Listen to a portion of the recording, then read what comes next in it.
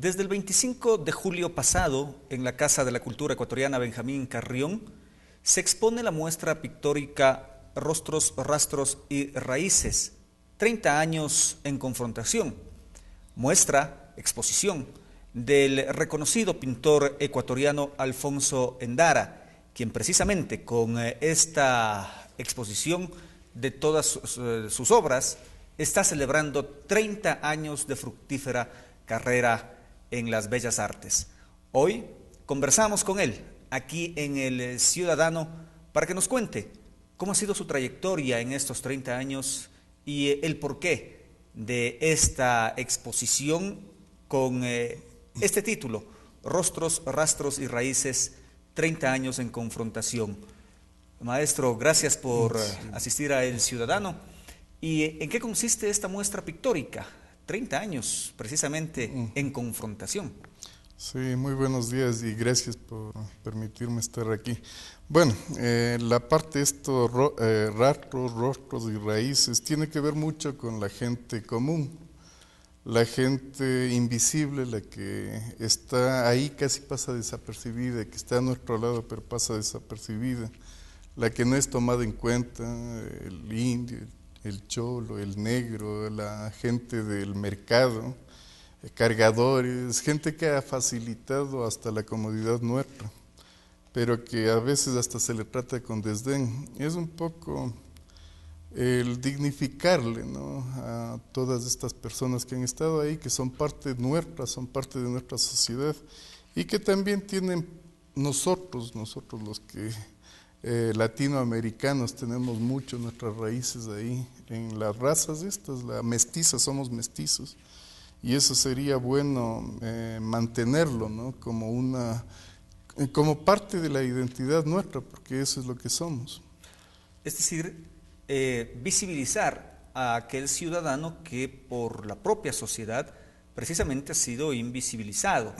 Ese Exactamente. ciudadano común y corriente que no tiene el espacio para poder sobresalir ante la sociedad. Esa es la idea de la muestra también a través de la pintura. Es una parte, sí, es parte de eso. Y la otra parte que es confrontación, bueno, creo que mientras el ser humano esté aquí va a haber confrontación, pero ¿qué es lo que nos confronta? No es algún momento por una necesidad muy mía,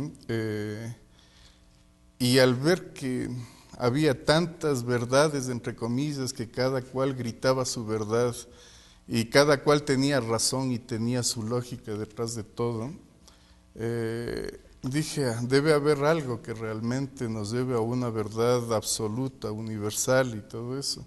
Y ahí fue cuando me topé con esto de la Biblia, comencé a leer y vi también que nos habían mentido, nos habían engañado, nos habían ocultado la verdad.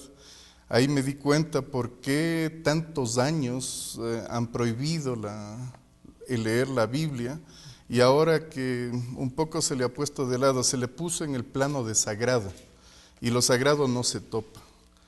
Pero ahí encontré verdades bien profundas y la realidad de la sociedad. Encontré el por qué le habían negado a la gente, inclusive matando a muchos pueblos, acusándolos de herejes y de brujos. Me enteré, por ejemplo, con un Salmo 115 del por qué hay el Apocalipsis, que muchas veces hemos llevado la cuestión esta de lo que nos ha presentado Hollywood, pero realmente creo que Apocalipsis, el libro de la Biblia, de Apocalipsis, es una restauración y un canto a la esperanza realmente, ¿no?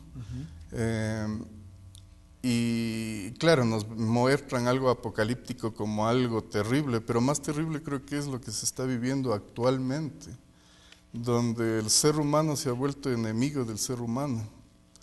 Entonces, por ejemplo, Apocalipsis 17, ahí puede comprender el por qué se prohibió, por qué prohibieron los medios eclesiásticos persiguiendo y matando a la gente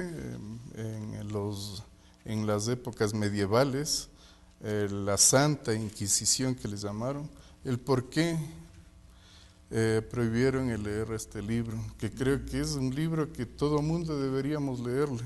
Nos hemos llenado de mucha información, de muchas filosofías, pero ahí realmente encontré la verdad. Y cómo ha trasladado esa verdad que dice haber encontrado usted a sus obras? Por ejemplo, he visto momentos de instantes. Ahí está la destrucción de Babilonia, es uno de los cuadros que le tengo ahí. Está el instante entre el abrir y cerrar de ojos, que también es muy bíblico y todo eso. Está el fin de todo, justamente de toda esta rebeldía del ser humano. Está plasmado ahí, ¿no? Y por eso me gustaría mucho invitarles justamente a que vean la muestra, porque una cosa es lo que yo le digo, pero tiene dos partes esta exposición. La una parte que es la escrita y la otra representada en la pintura. Mucho su obra se plasma el realismo, la figura humana. ¿Ese ha sido en su trayectoria su norte precisamente para mostrar al público? Sí, creo que somos lo más alto de la creación, ¿no? Sí, el ser humano como tal. Creo que fue la parte que primero se dispuso todo y después se le hizo al hombre. Y somos la razón de este mundo aquí, ¿no? Aunque nos desviamos, aunque cambiamos totalmente de rumbo y nos opusimos a todo. Hay una cosa, miren, también de esto un poquito más para aclarar, también hay en la palabra, no lo digo yo, no estoy aquí fomentando ninguna religión por un acaso, No está por el contrario. está No, estoy simplemente diciendo aclarando. que la gente se entere por sí mismo mediante la lectura, ¿no? Aquí nos ha sido muy, muy escaso la enseñanza de lo que es la historia universal. En colegios, en escuelas, en universidades, muy pocos, y aún nuestra historia ha sido media cambiada y media acomodada a las circunstancias, o según el lado del grupo ganador, ¿no? El punto de vista. Pero justamente el cambio de muchísimo, primero nos cambiaron la ley, los mandamientos de Dios nos cambiaron, quitaron algunos, pusieron otros. Después, con la Revolución Francesa, eliminaron totalmente la ley de Dios y lo que nos pusieron es los derechos humanos. Entonces los derechos humanos tienden a victimizar a la víctima, mejor dicho, a victimizar al victimario y tener como de menos a las víctimas. No sé si se han dado cuenta de esa forma tan casi irreverente que se tiene de analizar las cosas. Vivimos precisamente en una sociedad, al momento en el Ecuador, en donde prácticamente se cometen delitos y cuando se quiere hacer uso de la justicia para sancionar los delitos, salen los derechos humanos.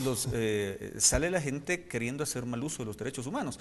¿Cómo su obra, cómo sus pinturas, cómo sus cuadros pueden asemejarse con la realidad actual que vivimos en el país cuando precisamente uno de los nortes es entregarle voz a los que no tenían voz a través de medios públicos, en fin, precisamente los ciudadanos, las ciudadanas, el campesino, aquellos que a través de los medios de comunicación, grandes emporios empresariales, no han podido acceder precisamente a esa denuncia, a poder ejercer su libertad de expresión. ¿Cómo en su obra podemos conjugar todos estos aspectos, maestro? Lo que pasa es que muchas veces, sí, uno se da el espacio a estas personas, pero casi siempre representadas por una persona que también tiene sus propios intereses. Lo simpático sería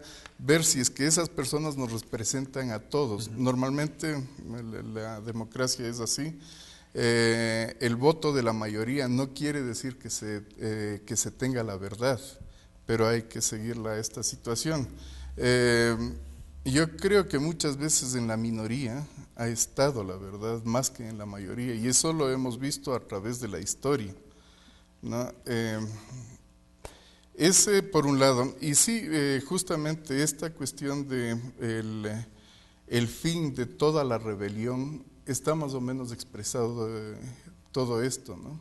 Donde un poder que se ha enriquecido totalmente con todos los medios y todo, y que está comandando y que vamos a ver resurgir en este último tiempo de una manera más pronta, más fuerte, todo esto que está rodeando a lo que es ecumenismo, a toda la unidad, no importa lo que venga, que tampoco es muy claro eso, ¿no? O sea, yo me llevo bien y respeto toda la situación, pero no tengo que compartir necesariamente las ideas de eso, o tengo que subordinarme a las ideas porque todo el mundo esté de acuerdo.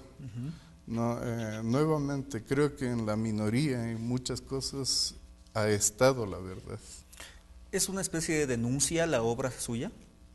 Siempre tendemos a denunciar eso, ¿no? Creo que el pintor tiene que pintar la época que están viviendo, o de no simplemente nos hacemos decoradores de lienzos, que no se trata de eso, sino de expresar el momento en el que estamos realmente viviendo, el momento que está pasando, ¿no? Se habla que también su obra es una afirmación a la esperanza.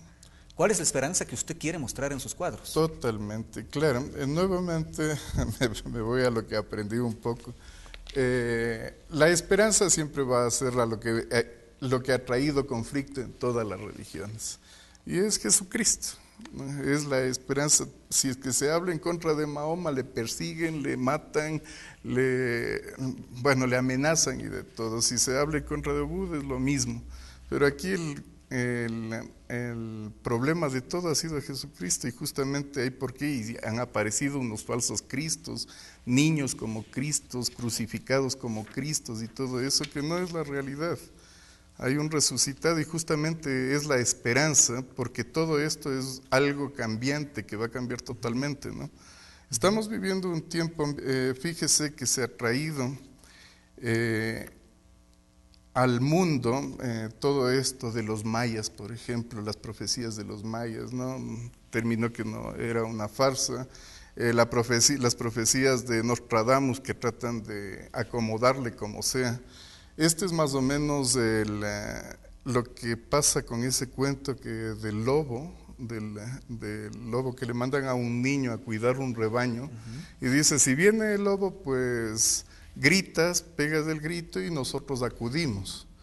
El pueblo entero así fue, llamó, el niño estaba cuidando las ovejas, gritó y acudió el pueblo, y era una mentira, era una falsa alarma. Así hizo sucesivamente unas 3 o 4 veces, hasta que realmente gritó por última vez, el lobo estaba ahí, pero ya la gente no acudió. No Eso es más o menos lo que trata de todas estas profecías que han venido dándose, un poco rastreras, un poco falsas, mejor dicho, bastante falsas, totalmente falsas, en donde han acostumbrado al ser humano a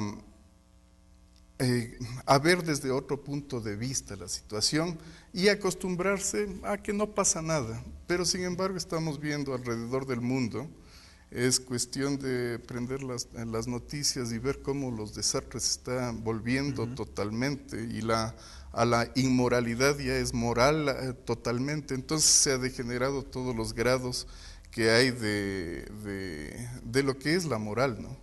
Entonces lo hemos aceptado de un modo muy tranquilo y sin discutir, ¿no? Y lo hemos aceptado, y cada vez se va uno acostumbrando a todo lo malo, llamándole en el nombre del amor y la unidad, ¿no? Que es algo que usted lo impregna en sus obras. La exposición se extiende hasta el 22 de agosto, sí, y le deseamos que siga teniendo el éxito que tiene hasta el momento, claro, maestro. por favor, estoy a las órdenes. Me gustaría mucho que vayan. También he hecho un poco para aclarar, también he hecho cuadros, retratos de presidentes, tanto de aquí como de fuera del país. Entonces, es algo que les va a interesar al público en general, el ver esto, ¿no? La muestra. Muchísimas gracias, maestro, por acudir a El Ciudadano y contarnos sobre esta muestra pictórica que se está realizando en la Casa de la Cultura Benjamín Carrión. Es la muestra Rostros, Rastros y Raíces, 30 años en confrontación de Alfonso Endara, uno de los pintores más sobresalientes que tiene nuestro país, y con quien concluimos este diálogo, y les invitamos a todos ustedes a que se mantengan pendientes de más entrevistas aquí en El Ciudadano.